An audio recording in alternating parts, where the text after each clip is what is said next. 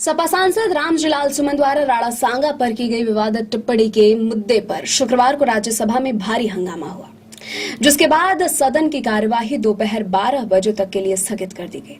सुबह सदन की कार्यवाही आरंभ होते ही सत्ता पक्ष के सदस्यों ने भी इस मुद्दे पर हंगामा शुरू कर दिया।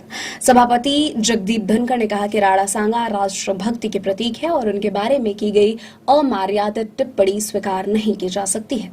संसदीय कार्यमंत्री किरण रिजिजू ने कहा कि सभापति ने राणा सांगा के बारे में देश की भावना को प्रतिबिंबित किया है। उन्होंने कहा कि कांग्रेस को भी सुमन द्वारा कही गई बातों को खंडन करना चाहिए। रिजिजू ने कहा कि हम हिंसा का समर्थन नहीं करते।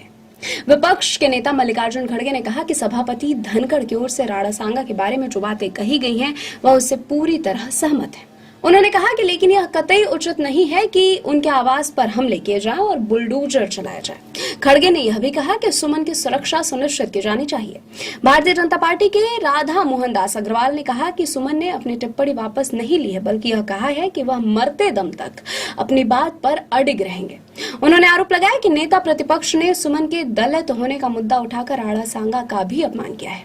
उन्होंने कहा कि सुमन और कांग्रेस जब तक माफी नहीं मांग लेते तब तक भाजपा इस मुद्दे पर चुप नहीं बैठेगी। केंद्रीय मंत्री पीयूष गोयल ने कहा कि सुमन की टिप्पणी निंदनीय है और देश के वीरों का अपमान है। उन्होंने आसन से आग्रह किया कि सुमन की टिप्पणी की सदन में निंदा की जाए ताकि सही संदेश जाए।